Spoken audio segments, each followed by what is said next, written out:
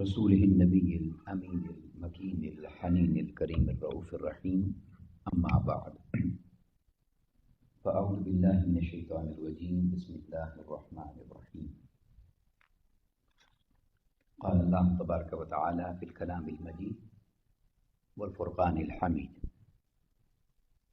سبحان الذي أسرى بعبده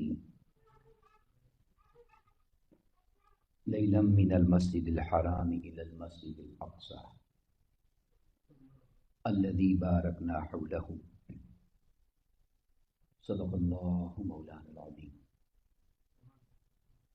وقال الله تبارك وتعالى في شان حبيبه مخبرا وآمرا إن الله وملائكته يصلون على النبي يا أيها الذين آمنوا صلوا عليه وسلموا تسليما. مولاي صل وسلم دائما ابدا على حبيبك خير الخلق كلهم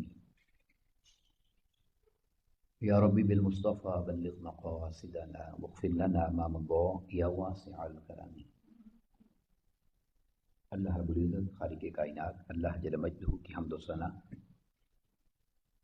پیارے آقا کریم علیہ الصلوۃ والسلام کی بارگاہ میں عاجزانہ ہدیہ درود و سلام کے بعد تمام احباب کو السلام علیکم ورحمۃ اللہ وبرکاتہ. الحمدللہ تعالی اللہ رب العزت کا شکر اور احسان ہے جس نے ہم سب کو ان مبارک ایام میں ہفتہ وار اس بابرکت محفل حمد و نعت و درس و بیان میں شریک ہونے کا موقع عطا فرمایا اور سعادت عطا فرمائی. دعا ہے کہ اللہ رب العزت ہمیں بار بار ایسی روحانی محافل میں شریک ہونے کی توفیق عطا فرمائے. آج کی اس مبارک نشست میں آقا کریم علیہ السلام کی اس عظیم معجزہ معراج سفر معراج کے حوالے سے چند ایک باتیں عرض کرنا چاہتا ہوں. اور آپ جانتے ہیں کہ انشاءاللہ بدھ کو 27 شب میں انشاءاللہ جو کہ شب معراج کا پروگرام ہوگا تو تفصیل سے چند باتیں میں اس میں بھی عرض کروں گا انشاءاللہ اللہ کی توفیق سے. بنیادی طور پر آج خلاصتاً اس عظیم معجزہ کا ذکر کرنا چاہتا ہوں جس میں چند ایک سوالات ہیں جن کو ڈسکس کرنا ہے. یہ آیت کریمہ سورہ اسراء سورہ بنی اسرائیل اور پارہ نمبر 15 کی پہلی آیت کریمہ ہے جس میں اللہ رب العزت نے ارشاد فرمایا سبحان الذی پاک ہے وہ ذات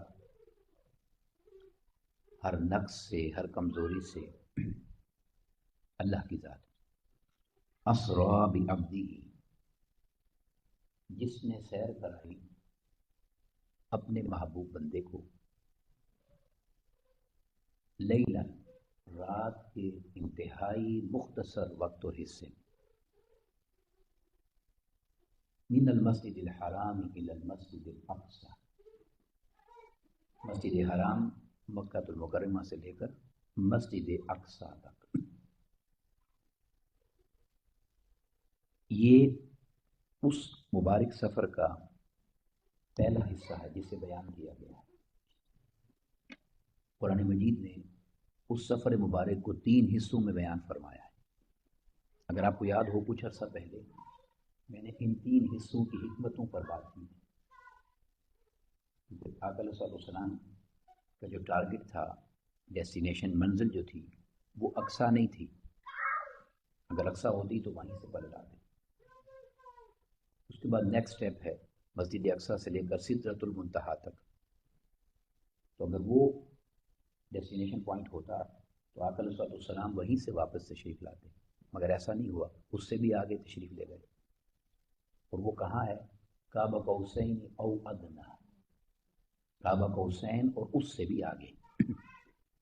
تو یہ 3 اسٹیپس ہیں، مراحل ہیں آقا علیہ السلام کے اس سفر مبارک کے.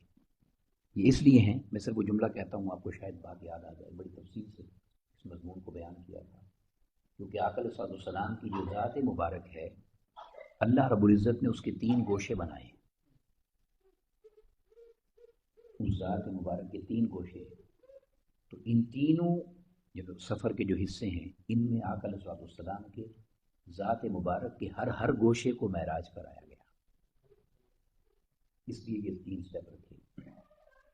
اب یہاں جو بات عرض کرنا چاہتا ہوں وہ یہ ہے، یہ جو پہلا حصہ ہے سفر کا مسجد حرام سے مسجد اقصیٰ تک، اس کو علماء نے محققین نے اسراء کا نام دیا ہے۔ اسی آیت کریمہ کے الفاظ ہیں سبحان اللہ اسریٰ بعبدہ، اسراء کا، تو یہ جو حصہ ہے یہ اسراء کہلاتا ہے۔ اب مسجد اقصیٰ سے آگے سدرۃ المنتہا تک کا جو سفر ہے اسے معراج کہتے ہیں، کیونکہ معراج کہتے ہیں اوپر جانے کو، بلندی کو۔ اب ہم بالعموم اس پورے واقعہ کو معراج کہتے ہیں، مگر میں علمی بات آپ کو سمجھا رہا ہوں۔ تو جو دوسرا سٹیپ ہے مسجد اقصیٰ سے سدرۃ المنتہا کا، اسے معراج کہتے ہیں، اور پھر سدرۃ المنتہا سے آگے جو سفر ہے قاب قوسین یا ادنیٰ تک، اسے اعراج کہتے ہیں، یعنی میم کی جگہ آپ الف حمزہ لگا دیں، اعراج۔ تو یہ تین مبارک آقا علیہ السلام کی یعنی سفر مبارک کے تین اسٹیشن کہیں اور تین حصے کہیں جو آقا علیہ السلام نے اس رات مبارک میں سفر کیا۔ اب سب سے پہلی چیز جو میں عرض کرنا چاہتا ہوں وہ یہ ہے کہ ایک بات جو بیان کی جاتی ہے وہ یہ ہے کہ سفر خواب میں تھا یا جسمانی تھا۔ یہ بالعموم ایک سوال ہے جس پر ہم اکثر بات کرتے ہیں، مگر چند نئی چیزیں آج آپ کے سامنے عرض کرنا چاہتا ہوں اس مضمون پر، بڑی توجہ سے اسے نشین کر لیں یہ بات۔ تو اگر یہ خواب ہوتا، ٹھیک ہے، اگر یہ سفر جو ہوا یہ خواب ہوتا تو اللہ رب العزت کلام کا آغاز کبھی سبحان الذی سے نہ کرتا۔ یہ بڑی اہم بات ہے، سمجھ لیں توجہ سے۔ سبحان کہتے ہیں، جیسے میں نے آپ کو ترجمے میں کہا، وہ ذات کہ جس میں کسی کمی کمزوری نقص کا گمان تک نہ ہو۔ کیا کمی کمزوری ہونا تو دور کی بات، یعنی گمان تک بھی نہ ہو۔ یہ وجہ ہے، یہ اتنا پاکیزہ نام ہے کہ اس نے سجدے میں اسی نام سے پکارنے کا حکم دیا ہے، سبحان ربی العالی۔ وہ جو عبادت کی معراج ہے سجدہ، وہاں اس شان سے اسے پکارا جاتا ہے۔ آپ میری بات سمجھ رہے ہیں؟ تو اگر یہ خواب ہوتا تو خواب کوئی اتنا بڑا کمال نہیں ہے جس کے لیے اللہ اپنی اتنی اعلیٰ شان بیان فرماتا۔ ایک پوائنٹ یہ ہے سمجھنے والا۔ اب اس پر دوسری دلیل دیتا ہوں، قرآن مجید۔ قرآن مجید میں خواب اللہ رب العزت نے بیان فرمائے ہیں، ایسا نہیں ہے کہ قرآن مجید میں خواب نہیں ہے، مگر جہاں بھی قرآن مجید نے خواب بیان کیے ہیں تو قرآن مجید نے کہا ہے کہ یہ خواب ہے۔ یہ بات سمجھے توجہ سے۔ جب یوسف علیہ السلام نے اپنے والد گرامی سے کہا، حضرت یعقوب علیہ السلام سے، تو انہوں نے کہا میں نے خواب دیکھا ہے کہ چاند تارے مجھے سجدہ کر رہے ہیں۔ قرآن مجید کی نص ہے۔ جب حضرت ابراہیم علیہ السلام نے اپنے شہزادے حضرت اسماعیل علیہ السلام سے کہا کہ بھائی میں نے دیکھا ہے خواب، تمہیں ذبح کرنا ہے، تو قرآن مجید نے کہا انی ارا فی المنام، میں نے سوتے ہوئے خواب دیکھا ہے، انی اذبحک کا، کہ تمہیں ذبح کر رہا ہوں۔ تو اب ممکن نہیں تھا کہ دو جگہ قرآن خواب بیان کرے تو کہے خواب ہے، اور تیسری جگہ ویسے ہی کہہ دے بس خواب ہے لیکن بتا نہیں رہا۔ تو یہ قرآن کا اسلوب نہیں ہے۔ اب بات سمجھتے ہیں، اگر خواب ہوتا تو اللہ رب العزت فرماتا ہم نے محبوب کو خواب میں سیر کرائی، اور سبحان نہ ہوتا۔ دو باتیں سمجھ گئے آپ۔ اب تیسری بڑی عجیب بات کہنے لگا، بڑی عجیب بات ہے، توجہ سے سنیں۔ قرآن مجید نے جہاں بھی خواب بیان کیے ہیں نا، تو جس ہستی نے خواب دیکھا ہے اسی نے بیان کیا ہے۔ یوسف علیہ السلام نے اٹھ کے کہا کہ میں نے خواب دیکھا ہے، ابراہیم علیہ السلام نے کہا کہ میں نے خواب دیکھا ہے۔ یعنی قرآن اپنا ایک طریق بتا رہا ہے کہ جب میں خواب کی بات کرتا ہوں تو جس کا خواب ہوتا ہے وہ سناتا ہے۔ تو یہاں اگر خواب ہوتا تو تم میرے محبوب کی زبان سے سنتے، وہ کہتے کہ میں نے سیر کی، جب میں نے خواب دیکھا جس میں سیر کی، تو فرمایا خبردار دنیا کی خوابوں سے اس بات کو مت جوڑنا میں تمہیں عرش سے خبر دے رہا ہوں کہ نہ یہ تمہارے بس کی بات ہے نہ تمہارے عقل و شعور کی بات ہے. تم رکھو اپنے خواب اپنے پاس. میں ہوں وہ ذات جس میں کوئی کمی کمزوری نہیں ہے. میں لے گیا اپنے محبوب کو آج کی رات بس. میں نے سیر کرائی تو میں کہہ رہا ہوں. تو جب میں کہہ رہا ہوں تو نہ معاذ اللہ مجھے خواب آتا ہے نہ میرا خواب سے کوئی تعلق ہے. میں تو تمہیں اپنی طاقت بتا رہا ہوں. سبحان، ہے کوئی کمزوری معاذ اللہ مجھ میں تو بتاؤ. کیا میں نہیں لے جا سکتا؟ میں لے گیا اپنی شان کے ساتھ محبوب کو لے گیا. اب یہاں ایک بات اور قرآن میں، اب یہ تو آپ کہیں گے نا کہ تشریح میں کہہ دیا، تفسیر میں کہہ دیا، وضاحت میں کہہ دیا. اب قرآن مجید کی نص دیتا ہوں اس پر. اس لیے میں نے کہا کہ یہ باتیں پہلے میں نے نہیں کہیں، نئی چیزیں ہیں، ذرا توجہ سے سنیں. اب اگر یہ اس لفظ کو، آیت کریمہ کو اگر غور سے دیکھیں تو یہ آیت کریمہ خود بتا دیتی ہے کہ خواب نہیں ہے، مگر اس کے لیے سمجھنے کی ضرورت ہے، عربی لغت کو جاننے کی ضرورت ہے، سمجھنے کی ضرورت ہے. اب دیکھیں قرآن مجید نے کیا کہا. سبحان الذی، پاک ہے وہ ذات، اسرا جو لے گئی، جس نے سیر کرائی، بعبدہ اپنے محبوب اور پیارے بندے آقا علیہ الصلوۃ والسلام کی ذات مبارکہ کو. اب یہ لفظ اب قرآن مجید میں بہت جگہ پر آیا ہے. ٹھیک ہے، ایک مثال آپ کو دوں گا، بڑی آسان سی مثال ہے، آپ کو یاد رہ جائے گی. سورہ علق. اب عبد کا لفظ جو قرآن مجید میں آیا ہے تو کہیں پر بھی خواب کے لیے یا روح کے لیے نہیں آیا.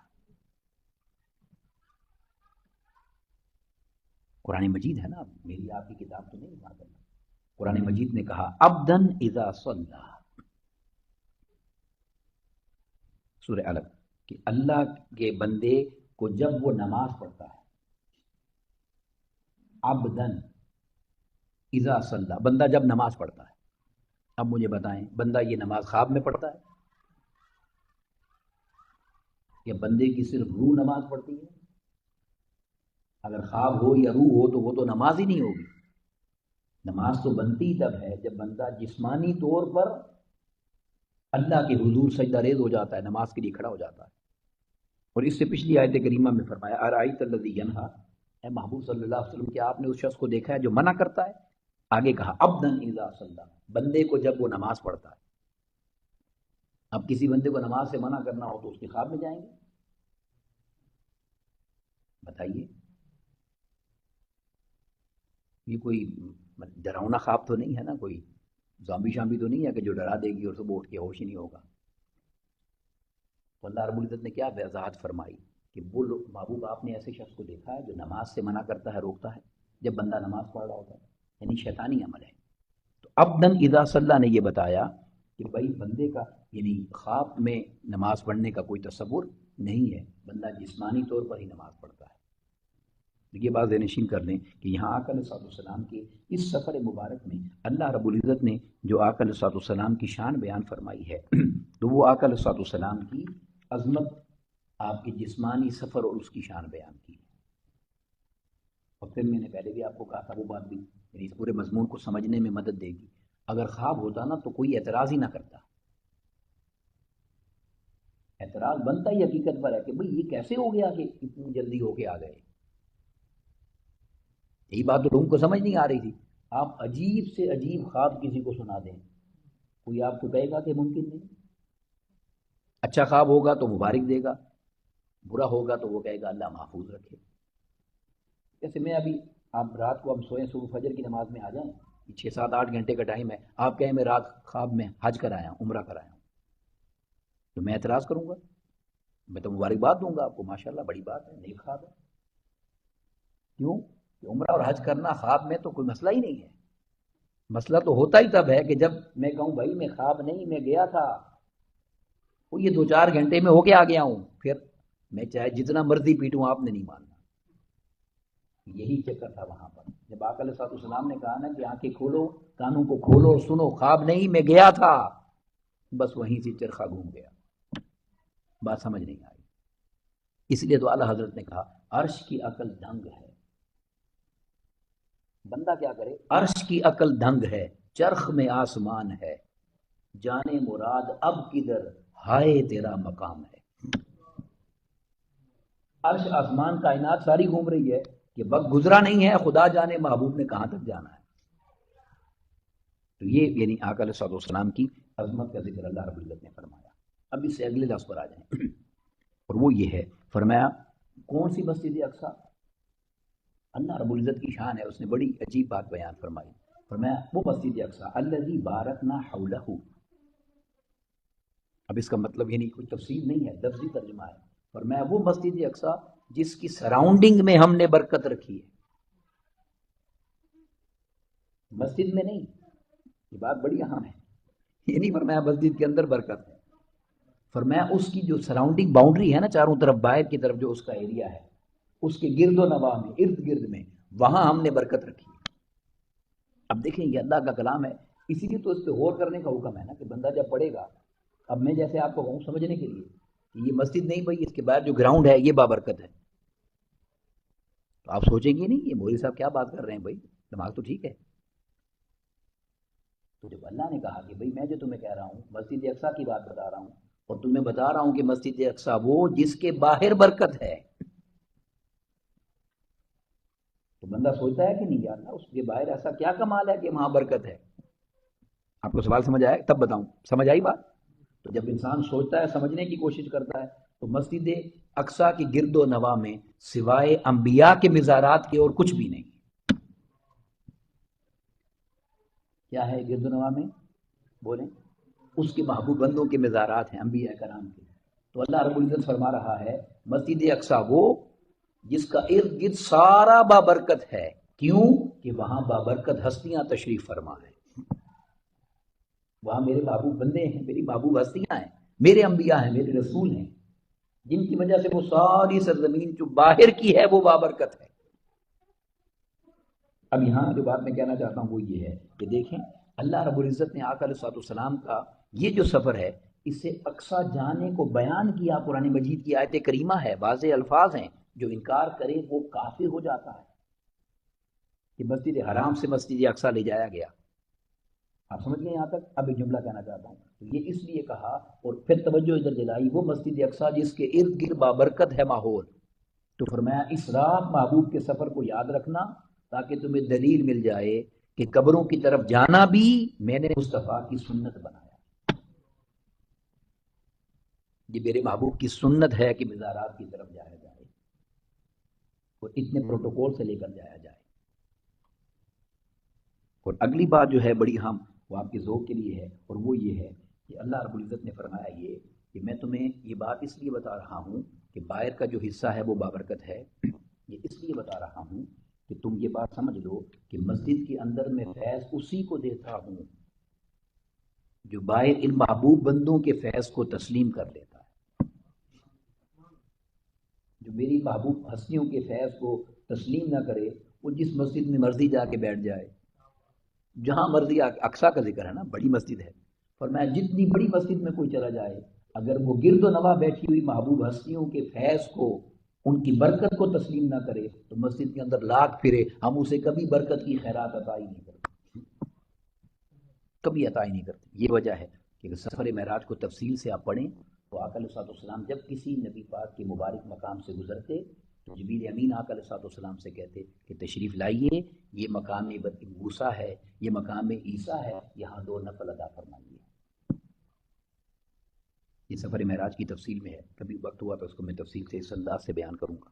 تو فرمایا محبوب آپ کو اس لیے اس انداز سے لے جایا جا رہا ہے تاکہ قبروں پر جانا اور ان سے برکت کو لینا اور سمجھنا یہ آپ کی امت کے لیے فیض اور سنت بن جائے اور وہ سمجھ جائیں اس بات.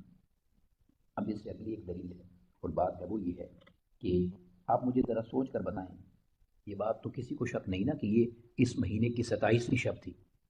جیسے 5 دن بعد آج 22ویں شب ہے، 27ویں شب ہوگی. تو 27ویں شب کو تو چاند نہیں ہوتا، جو چاند کی تھوڑی روشنی ہے وہ بھی 14 کے بعد کم ہونے لگ جاتی ہے، چاند ختم ہونے والا ہوتا ہے. تو اتنی اندھیری رات تھی اور اس اندھیری رات میں اللہ رب العزت فرما رہا ہے میں نے اپنے محبوب کو سیر کرائی. اصلا اب آپ ذرا رات کے وقت کسی اندھیری رات میں سیر کا تصور کریں ذرا، وہ کیسی سیر ہوگی؟ جتنی مرضی وی آئی پی گاڑی ہو اس میں آپ کو بٹھایا جائے، اندھیری رات ہو باہر اور آپ کو پورا ہیوسٹن گھما کر لے آئیں اور آپ کو کہیں ماشاء اللہ جی سیر کیسی رہی، کیا جواب ہوگا؟ کچھ سمجھ نہیں آئی کیا ہوا ہے؟ اب اللہ کا کلام ہے، اس نے یہ بات کیوں بیان فرمائی؟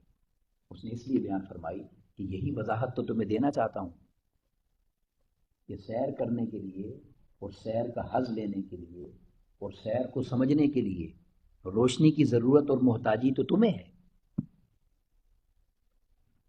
تم اندھیرے میں سیر نہیں کر سکتے، مگر تمہیں کیا خبر ہمارے محبوب کی نگاہ کا عالم کیا ہے، جسے ہم نے یہ شان عطا کی ہے وَدَاعِيًا إِلَى اللَّهِ بِإِذْنِهِ وَسِرَاجًا مُنِيرًا، کہ ہم نے یعنی اللہ رب العزت فرماتا ہے کہ میں نے اس کو داعی بنا کر بھیجا ہے، دعوت دینے والا، اور میں نے اپنے اذن سے اس کو ایسا منور کرنے والا آفتاب بنا کر بھیجا ہے کہ یہ آفتاب بھی ہے اور منور بھی کرتا ہے.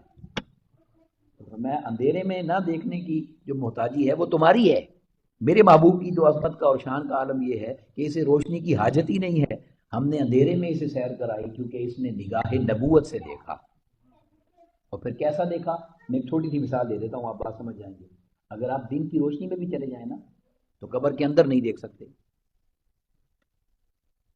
دیکھ لیں گے؟ بولیں نہیں دیکھ سکتے، نہ سن سکتے ہیں. تو آقا علیہ السلام جب موسیٰ علیہ السلام کی قبر مبارک سے گزرے، سفر بھی براق کا تھا جو ایک لمحے میں وہاں جاتا تھا جہاں نگاہ جاتی ہے، اتنی سپیڈ تھی. تو آقا علیہ السلام نے فرمایا رأیت موسیٰ، میں نے موسیٰ علیہ السلام کو دیکھا. دیکھنے کی بات ہے نا، دیری رات تھی نا، وہاں کوئی روشنی تو نہیں آ گئی تھی. تو میں رأیت موسیٰ، میں نے موسیٰ علیہ السلام کو دیکھا. وہو قائم، اور تمہیں یہ بھی بتا دیتا ہوں کہ دیکھا وہ قبر میں کھڑے تھے. یصلی، اور وہ صلاۃ پڑھ رہے، یعنی دیکھا بھی اور قیام کی حالت بھی دیکھی اور ان کی صلاۃ کو بھی سنا. اب یہاں ایک علماء نے بحث کی ہے کہ صلاۃ کا مطلب نماز ہے، تو اس کا جواب علماء کرام نے دیا کہ اس کا مطلب نماز نہیں ہے، کیونکہ نماز تو انہوں نے آقا علیہ السلام کے ساتھ پڑھنی تھی مسجد اقصیٰ میں جا کر. اب اگر آپ کو پتا ہو اتنا بڑا امام آ رہا ہے تو امام کا انتظار کریں گے یا اپنی پڑھیں گے؟ انتظار ہوگا نا. تو فرمایا یصلی کا معنی صلاۃ ہے، درود. کہا یا اللہ اس محبوب میری خوش قسمتی ہے کہ ان کا گزر میری قبر کے اوپر سے ہونا ہے، تو یا اللہ تو مجھے اجازت دے دے جب وہ گزریں تو میں کھڑا ہو کر سلام پیش کروں. نماز تو میں نے پڑھنی ہے محبوب کے ساتھ، تو کھڑے ہو کر سلام پڑھنا اللہ رب العزت نے موسیٰ علیہ السلام کی سنت بنا دی. ادب سے محبت سے پڑھا جائے. تو آقا علیہ السلام نے فرمایا میں نے موسیٰ علیہ السلام کو اس انداز سے دیکھا. اب یہاں پر میں وقت تو زیادہ نہیں ہے، دو باتیں اور کہنا چاہتا ہوں. اس اگر معراج کی عظمت کو انسان سمجھنا چاہتا ہے نا، دیکھنا چاہتا ہے، تو اس کے لیے بڑی خوبصورت چیز ہے، وہ یہ ہے کہ یہ بات ذہن نشین کر لیں کہ اللہ رب العزت نے دیگر انبیاء کرام کو بھی معراج کرائی ہے. اب مطلب اس کی تفصیل میں نہیں جا رہا، وہ کسی نیکسٹ ٹائم اس ٹاپک کو کہیں گے، وہ لمبی بات. دیگر انبیاء کو بھی معراج کرائی ہے، مگر ایک فرق یاد رکھ لیں، جس کو بھی معراج کرائی، موسیٰ علیہ السلام کی معراج کا ذکر ہے، ابراہیم علیہ السلام کی معراج کا ذکر ہے، انہیں بلایا نہیں گیا، وہ خود گئے. وہ خود گئے، اور آقا علیہ السلام خود نہیں گئے، انہیں بلایا گیا ہے. اور نہ صرف بلایا گیا ہے، خادم بھی بھیجا گیا ہے اور گاڑی بھی بھیجی گئی، سواری بھی بھیجی گئی. پروٹوکول دیکھیں. تو کسی نبی کے معراج میں کسی اور نبی اور ملائکہ کو شریک نہیں کیا گیا. یہ واحد معراج آقا علیہ السلام کا کہ تمام انبیاء بھی شریک ہوئے اور تمام ملائکہ بھی شریک ہوئے. انبیاء نے نماز پڑھی آقا علیہ السلام کے ساتھ مسجد اقصیٰ میں، اور تمام ملائکہ نے بیت المعمور میں آقا علیہ السلام کے ساتھ نماز ادا فرمائی. اب اس کے بعد جس خوبصورت حدیث پر میں بات مکمل کرنا چاہتا ہوں، معراج کے واقعوں میں سے واقعات جو آقا علیہ السلام نے بیان فرمائے، ایک واقعہ بخاری اور مسلم کی متفق علیہ حدیث ہے یہ، اور یہ الفاظ بخاری شریف کے ہیں جو میں پڑھنے لگا ہوں. بڑی قیمتی حدیث پاک ہے، توجہ سے سنیں، اس پر بات مکمل کرتے ہیں. حضرت ابو ہریرہ رضی اللہ عنہ روایت کرتے ہیں کہ آقا علیہ السلام نے صبح نماز فجر کے وقت فرمایا قال علی بلال رضی اللہ عنہ عند صلاۃ الفجر. نماز فجر کے وقت آقا علیہ السلام نے بلال حبشی سے کہا یا بلال، اے بلال، حدثنی بارجع عمل عملتہ فی الاسلام، مجھے اپنے اس عمل کے بارے میں بتاؤ جو تم اس اسلام کی حالت میں خاص عمل کرتے ہو. مجھے وہ خاص عمل بتاؤ جو تم حالت اسلام میں کرتے ہو. فجر کے وقت پوچھا، یہ بات توجہ سے سنیں، بخاری شریف کی حدیث ہے. اب اس کے بعد کیا فرمایا؟ میں اس لیے تم سے پوچھ رہا ہوں، بڑی خوبصورت بات ہے، فرمایا فَإِنِّي سَمِعْتُ دَفَّ عَلَيْكَ، کیونکہ میں نے تمہارے قدموں کی آہٹ کو سنا، میں نے تمہارے قدموں کی آہٹ کو سنا، بین یدی فی الجنہ، اپنے آگے آگے جنت میں۔ یہاں ایک بات ہے جو عرض کرنا چاہتا ہوں، آگے انہوں نے عمل بتایا، ادھر آؤں گا مگر توجہ سے سنیں، بلکہ پہلے اس کو مکمل کر کے پھر یہ جملہ آپ کو عرض کرتا ہوں۔ انہوں نے کہا قال ما عملت عملا ارجی عند، یا رسول اللہ صلی اللہ علیہ وسلم ایسا کوئی خاص عمل تو مجھے نہیں ہے، میرے پاس، میرے ذہن میں مجھے یاد نہیں ہے، ایک چیز ہے، انی لم اطہر طہورا فی ساعۃ اللیل والنہار، کہ میں جب بھی طہارت کرتا ہوں، اتطہر، جب بھی طہارت کی طرف جاتا ہوں تو میں ایک کام ضرور کرتا ہوں، دن ہو یا رات، الا صلیت بذلک الطہور ما کتب لی ان اصلی، تو میں اس کے ساتھ کچھ نہ کچھ نماز ضرور پڑھتا ہوں، وہ جو تحیۃ الوضو ہم پڑھتے ہیں وضو کر کے، تو جب بھی رات ہو دن ہو، جب بھی میں وضو کرتا ہوں میں تحیۃ الوضو ضرور پڑھتا ہوں۔ اب اس عمل کی برکت دیکھیں ذرا، فرائض کی تو بڑی شان ہے، نفل کی برکت دیکھیں، نفل کی، میں وہ جو 2 نفل پڑھتا ہوں شکرانے کے، اللہ کا شکر ادا کرنے کے لیے اس نے پاکی دے دی ہے، بس یہ میرا ایک عمل ہے جو خاص ہے، دن ہو رات ہو کوئی وقت ہو میں اس کو نہیں چھوڑتا۔ تو اجر کیا ہے؟ فرمایا فإنی سمعت دفعا علیک بین یدی فی الجنہ، میں نے اپنے آگے آگے تمہارے نالین کی آہٹ کو سنا۔ اب یہاں 2-3 چیزیں عرض کرنا چاہتا ہوں، یہ باہر کوئی چل رہا ہو نا تو اس کی قدموں کی آہٹ سے یہ پتہ چلتا ہے کہ کون ہے، کیونکہ آقا علیہ السلام نے یہ نہیں فرمایا میں نے دیکھا، سمعت، سنا، سماعت تھی، میں نے سنا ہے۔ تو جتنا مرضی کوئی پیار کا رشتہ ہو، محبت کا رشتہ ہو، بہت کوئی خاص رشتہ ہو ماں بیٹے کا، تو ماں پہچان لے شاید، تو وہ بھی کبھی یہ نہیں کہے گی میرا بیٹا آ گیا، وہ کہے گی لگتا ہے میرا بیٹا آ گیا، یعنی یہ انداز بیٹے کا لگتا ہے، وہ گارنٹی نہیں دے گی۔ قربان جائیں، امت سے محبت کا عالم دیکھیں کہ آقا علیہ السلام نے شاید واحد کی تو بات ہی نہیں کی، آج بلال بتا تیرا عمل کیا ہے، میں نے تیرے قدموں کی آہٹ کو جنت میں سنا۔ امتی کے ساتھ محبت دیکھیں کتنی، کیا پہچان ہے، میں تیرے قدموں کی آہٹ کو سنا ہے۔ اور یہ یہاں پر ایک مسئلہ اور بھی سمجھنے والا ہے کہ آقا علیہ السلام کو خبر نہیں ہے کہ بلال تو مدینہ پاک میں تھے، صحابہ کے سامنے بڑی مجلس میں اعلان کر کے بتا رہے ہیں کہ رات میں نے تیرے قدموں کی آواز کو جنت میں سنا۔ چلو آقا علیہ السلام کا جانا آج تک لوگوں کو سمجھ نہیں آیا، بلال حبشی کا جانا کیسے سمجھ آئے گا، میں اس لیے کہہ رہا ہوں۔ تو مطلب کیا ہے اس کا؟ یہاں پر وہ مسئلہ حل ہوتا ہے جسے ہم حاضر ناظر کہتے ہیں۔ بلال حبشی تھے مدینہ میں ہی، مگر اللہ رب العزت نے ان کو وہ شان عطا کی ہے کہ وہ مدینے میں رہتے ہوئے بھی جنت میں رہتے ہیں۔ تو سمجھنے والی بات یہ ہے کہ جس کے غلاموں کی پرواز کا عالم یہ ہے کہ مدینے بیٹھے ہوں تو قدموں کی آواز جنت میں آتی ہے، اس محبوب کی اپنی عظمت کا عالم کیا ہوگا، اس کی اپنی شان کا عالم کیا۔ اس لیے تو ہم کہتے ہیں نا، چاہیں تو اشاروں سے اپنے کایا ہی پلٹ دیں دنیا کی، یہ شان ہے خدمت گاروں کی، سردار کا عالم کیا ہوگا۔ ایک بڑا معروف واقعہ ہے محبت والا، اس پر مکمل کرتا ہوں۔ حضرت سید جبلان موصلی رحمۃ اللہ تعالی بہت کامل درجے کے اولیاء کرام میں سے اوائل لوگ، حضرت جبلان موصلی رحمۃ اللہ تعالی، ان پر کچھ لوگوں نے فتویٰ لگا دیا کہ ان کو ہم نے کبھی نماز پڑھتے نہیں دیکھا، ان کو ہم نے کبھی نماز پڑھتے ہوئے نہیں دیکھا۔ اب مولوی لوگوں کا تو کام ہی فتوے لگانا ہے نا، جھگڑے کرنا ہے۔ وہ اللہ والے تھے، انہوں نے کہا بھائی مجھے مت چھیڑو، میں پڑھتا ہوں نماز، مت چھیڑو۔ لوگ زیادہ جمع ہو گئے، انہوں نے کہا نہیں بھائی، یہ کیا اللہ کی بات کرتے ہو، دین کی بات کرتے ہو، نیک ہونے کے دعوے کرتے ہو، تمہیں کبھی نماز میں ہی نہیں دیکھا، مسجد میں آتے ہی نہیں ہو۔ تو یہ بات ان کو جب انہوں نے سنی تو انہوں نے زور سے کہا اللہ، بس صرف یہ کہا اللہ، یہ کہا۔ تو وہ جتنے لوگ فتوے لگانے والے بیٹھے تھے نا، ان کے سامنے 50 سید جبلان موصلی کھڑے، 50 کھڑے تھے، 50 نئے روپ میں، ہر کسی کا نیا لباس، نیا روپ تھا، اور کہا ان سب کو دیکھ کر بتاؤ کسی روپ میں تو مجھے کبھی دیکھا ہوگا۔ اب بات سمجھ گئے کہ نہیں؟ انہوں نے کہا تم یہ سمجھتے ہو میں اس روپ میں ہوں، خدا جانے مومن کی تو ہر لمحہ نئی آن نئی شان، ہر لمحے نئے رنگ میں ہوتا ہوں، تم نے شاید کسی ایک رنگ میں تو مجھے دیکھا ہوگا، میں تمہارے ساتھ ہی نماز پڑھتا ہوں۔ تب لوگوں کو سمجھ آئی کہ مقام کا عالم کیا ہے۔ دیکھیں اندازہ کریں جس محبوب صلی اللہ علیہ وسلم کی امتیوں کی یہ شان ہے، اس محبوب کی اپنی عظمت اور اپنی بلندی اور شان کا عالم کیا ہوگا۔ مگر یاد رکھیں اس بات کو کہ آقا علیہ السلام نے بڑی مجلس میں صحابہ کرام کے سامنے حضرت بلال حبشی سے اس عمل کا پوچھا، اس لیے نہیں کہ جانتے نہیں تھے، اس لیے کہ وہ چاہتے تھے کہ ہم بھی جان جائیں،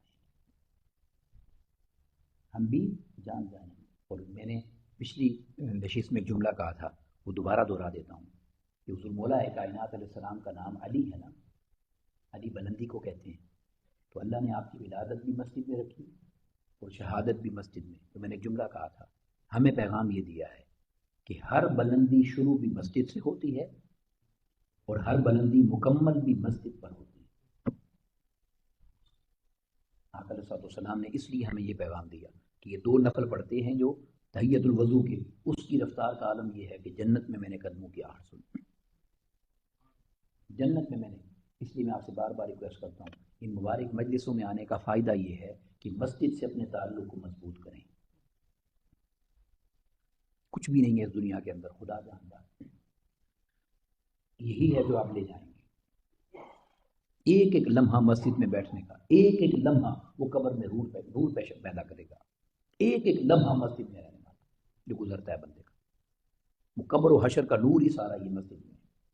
حدیث پاک میں آقا علیہ السلام نے فرمایا، پورے سرات کا نور اندھیرے میں مسجد جانے سے ملتا ہے، حدیث سے صحیح ہے۔ قبر کا، حشر کا، سارے ایک اللہ کے ولی تھے۔ یہ نصیحت آپ کو بات مکمل کر رہا ہوں، کچھ بات تو زیادہ ہو گیا مگر خوبصورت بات ہے، ذہن میں آ گئی۔ اب دیکھیں میں نے بیان بھی کیا بار بار، ہمیں یاد نہیں رہتا۔ قبر میں جب ہم جائیں گے نا، ایک لمحے کے لیے تصور کریں، ہم سب نے جانا ہے، کسی میں طاقت نہیں ہے بچنے کی، ہر کوئی جائے گا۔ کیا اس قبر میں روشنی ہوگی؟ اب دنیا کی مثال لیں نا، اگر کہیں لائٹ چلی جائے سب سے پہلا کام کیا ہوتا ہے؟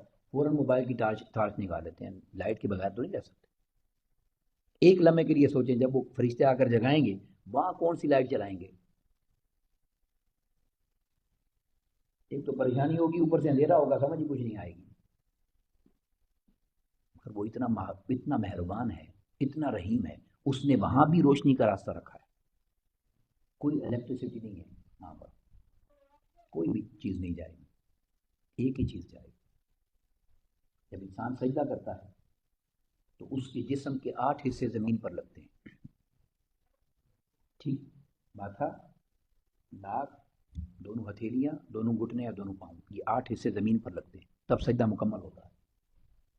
تو جب بندہ قبر میں جائے گا، اگر وہ نماز کا پابند ہے تو اس کی آنکھ کھلتے ہی اللہ ان 8 حصوں کو روشن فرما دے گا، یہ نور ہوگا۔ آپ اندازہ کریں ذرا، اس نور کو پیدا کرنے کے لیے پھر قبر میں محنت کرنی پڑے گی، اس دنیا میں کرنی ہے۔ اسی لیے اللہ نے اتنے عظیم سفر پر یہ معراج میں نماز کا تحفہ دیا تھا۔ تو اس تحفے سے اگر ہم اپنے تعلق کو مضبوط کر لیں تو دنیا میں بھی خیر ہے اور آخرت میں بھی خیر ہے۔ تو کوشش کیا کریں کہ مسجد میں آ کے نماز ادا کیا کریں۔ اللہ رب العزت ہمیں اس مسجد سے محبت عطا کرے اور مسجدوں میں آنے جانے کی ہمیں توفیق عطا کرے، اور یہ ذوق اور یہ شوق ہمیں نصیب فرمائے۔ وما علینا الا البلاغ المبین۔ السلام علیکم۔